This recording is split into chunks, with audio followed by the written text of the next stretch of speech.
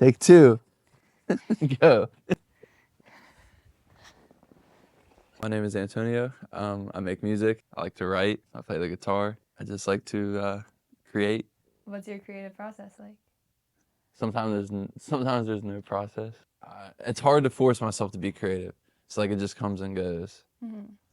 It's like the wind. It's just like sometimes it works, sometimes it doesn't. But I don't know. Sometimes I just come up with an idea. Sometimes I go to the studio with nothing. Usually when I don't have any ideas, it comes out the best. Mm-hmm. When I don't force anything, it feels nice. But when I try to write and force myself to write, it doesn't come out the way I want it to come out. I like to just write though, like just a pen and paper. It's hard to write about personal things, but it feels a lot better to write about personal things. Like when I first started, I was just making stuff rhyme, and now I'm trying to learn songwriting, but it's all subjective. I think it's just whatever you think sounds good is good. Like that's what it's all about. Can you talk to me a little bit about your latest song? My latest song is called "Bury Me in My Misery." Uh-huh. I made it with Daniel Blake. I was working and I was taking a break and I was listening to instrumental tracks and I came up with like the melody and then I went to Daniel with it and I was like, hey, this is the instrumental track. This is my idea. And then we recorded the first take. He played all the instruments on it and it took a few sessions and we made a good song. What's the song about? Bury Me in My Misery is it's just about like realizing that you're gonna suffer and shit's gonna suck and it always will suck. It's just being a human and being here. It's not always gonna suck, but you're gonna deal with miserable shit. And the whole song is just questioning everything and then I talk about like I have lyrics where I say I've sold my shit. Mm-hmm. Sent a message, learn to live again. All the things like this is all personal shit. Like past couple years I've been just what's this all about? Why is this happening to me? Like why can't I control everything? And that's not how it works. And like so like the whole first part is just about trying to discover something that's like outside of me. Mm-hmm. And then the whole pre-chorus is about it's like that I've sold my shit, send a message, learn to live again. I personally have, reached out and been been through a lot of shit where I had to think about my actions, and a lot of that was that. But like, I've sold my shit is like, just I've literally sold all my extra shit I've had. It's sitting around. Um, and it's like, if this is it, I should quit. It's just like just giving up. And then the whole chorus is just like saying, just take me out, kind of like to lay me down, won't you set me free? It's just like saying, this is it. Like, I'm never gonna ever be able to escape this, like feeling of pain and being miserable and dealing with the outside world. And then the whole second verse is just more pain and confusion and just like self hate, kind of. And then I go through that soul or like I sell more shit. Like it's just like I'll do it. Like it's a reoccurring theme in my life, and I feel like a lot of people's lives. Let me keep my soul, give you my flesh and bones, bury me in my misery. Let me keep my soul, like, please just let me have what, like, the little bit I have left, just take everything else. Like, it's just like giving up.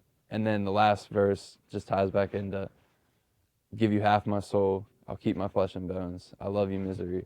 And it's just like being like, oh shit, I'm gonna have to deal with this. I'm gonna have to figure out a way to love this and appreciate this, or I'm not gonna be able to live life. Like if you keep trying to grab it in pain and not feel pain, you're done. You know what I mean? Like that's at least what I came up with. Like, but give it a listen. I would say it's hard to explain the full song, but it's just about just giving yourself up and just realizing that there's good shit and there's bad shit and there's shittier shit and then there's really good shit and then there's like a middle ground. But like you're gonna every day you're gonna deal with all these emotions. If you don't like live with them and you don't understand them, you don't understand yourself, then you're just gonna like not want to be here. And that's what Bury Me in My Misery is about. Is like the past year or two, year like three, 3 years probably, I've been dealing with all these emotions, and I feel like now that I've released it, it's like, here world, this is it. That was like me signing like a contract and being like, take it, this is off me now. So it feels better just to release everything. So it sounds like you're learning to accept all of your emotions. You got to dance with them, or whatever they say. What do they say? Like, dance with life. You got to dance with the emotions. So through your creative process, is it like an emotional processing for you? And then when you're able to release that music, it feels like it's off of your chest? Yeah. Well, it depends.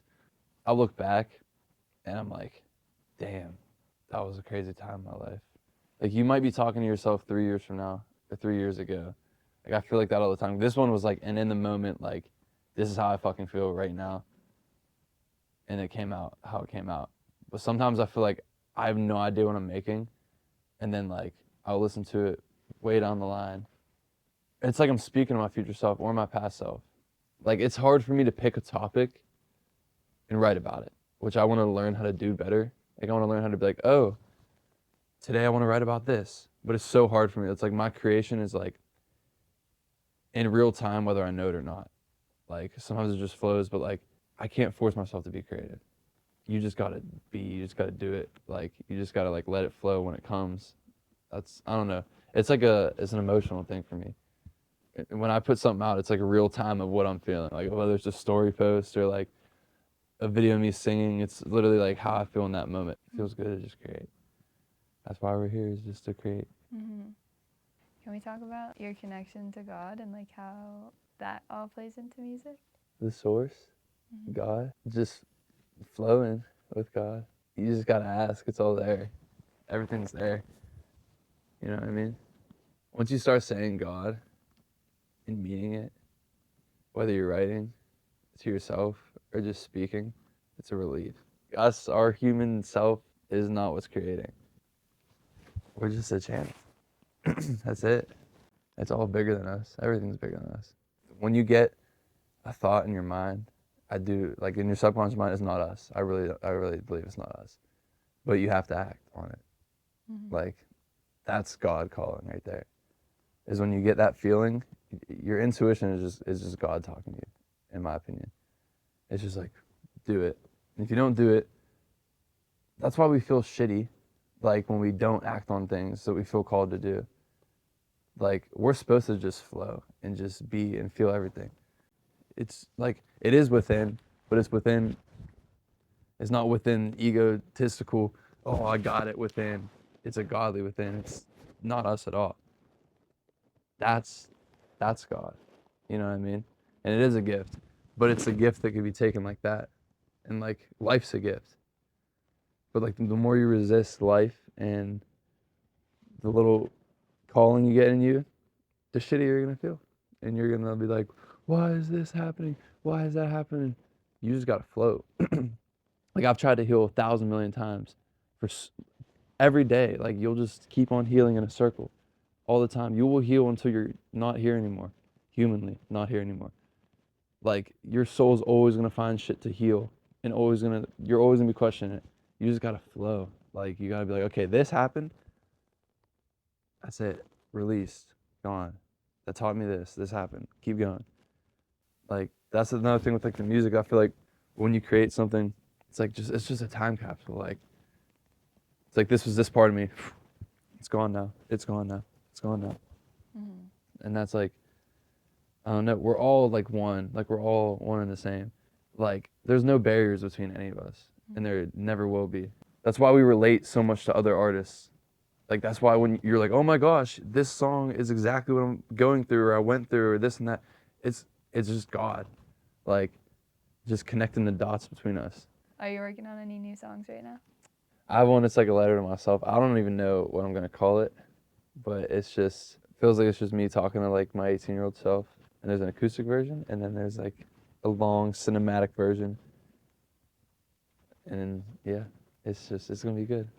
It's gonna be really good. So where do you get your inspiration for music? Everything. I don't know. It just comes and goes.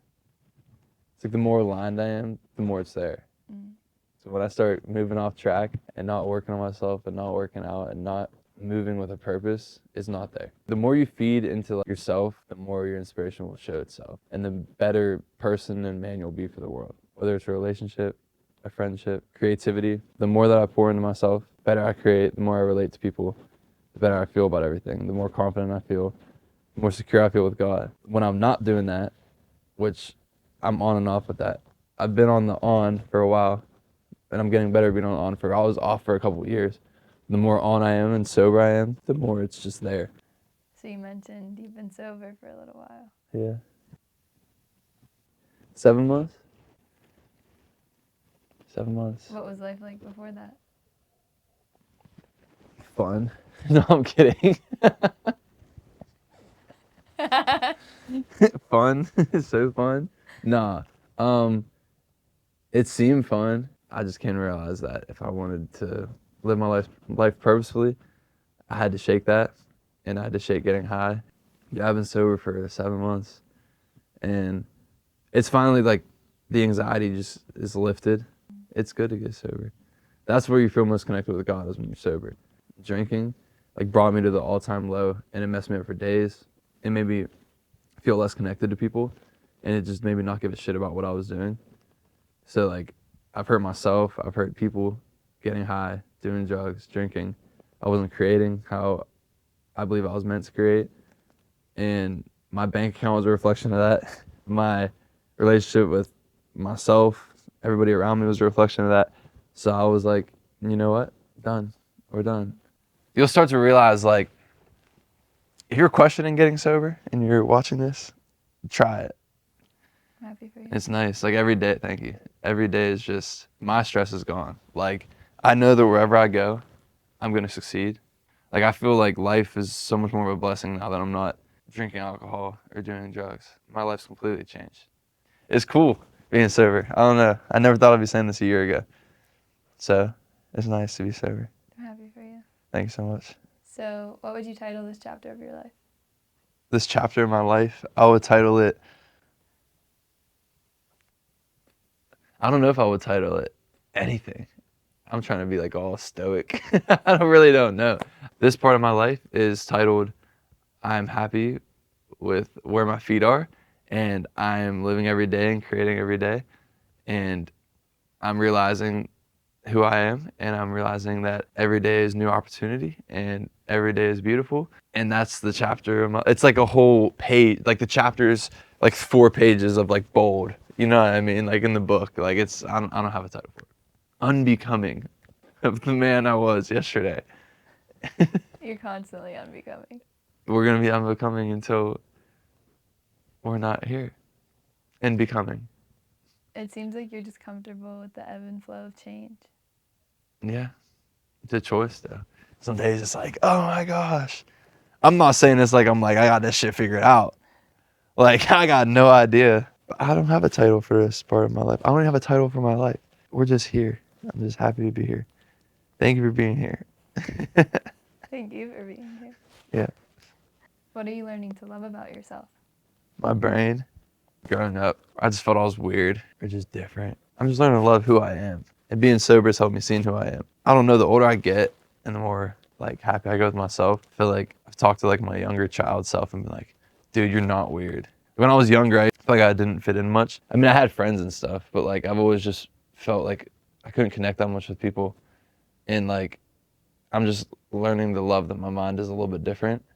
And I do get overstimulated, overwhelmed, and I overthink a lot, but I'm learning to love those parts of me. I don't know, I'm just learning like, what I want. Do you feel like looking back on that, it's a blessing that you were a little bit different? Yeah, but I feel like it's all just a internalized thing. Like growing up, I was just like going with whatever. Played sports is like everyone around me played sports. Like if I could go back, which I'm grateful for where I am and who I became, I would choose like to just try new things. Like these are the first couple years of my life where I feel like a person. This is what being a human's about. Like growing up, I just feel like for many years I didn't understand my mind and who I was, and I was just like going with like, just I feel like I was just acting for people. I feel like I was putting on a show for myself. To get validation? From myself. Like almost like you weren't accepting yourself, so you had to act a different way. I feel like, yeah. And I was just leaving like stains everywhere I went. Like, Mm. I was like, oh my gosh, I'm so funny and cool. And I was just hurting people and just not being a loving person. And I wouldn't blame that on like my childhood and how it was. And when I was younger, I wish that I would have made choices for myself and been like, I want to try this, I want to do this. And I never was like that. Like from a kid, I just thought you had to like do a certain thing, like like life was just a certain mold, and then we died. And now like these are my first couple years where I'm just like, oh my gosh, you could do whatever you want here. The whole point is to do what you feel like doing. Mm-hmm. And growing up, I just never felt like that. I don't think I'm late to anything, like at all. I'm exactly where I'm supposed to be. But sometimes I feel like a lot older than I am, and sometimes I feel like I can't get time back, and there's like infinite time. I don't know. When you're from a smaller area, everyone, everyone's parents and their parents and their parents all follow the same steps of like college, this, that, family, die. A lot of people around me, that's like the steps, especially like end of high school. I felt like where I was just like, oh my gosh, like I'm weird because I'm not going to school, I'm not doing this, I'm not doing that. Everything's meant to happen exactly how it's supposed to happen. Like I'm happy with where I'm from, and I'm happy with the friends that I've made, and I'm happy with the people I hung out with. I just I definitely had some times where I was like I felt like an idiot because I didn't take a certain route, or I felt like I wasn't good enough because I didn't go to a certain school.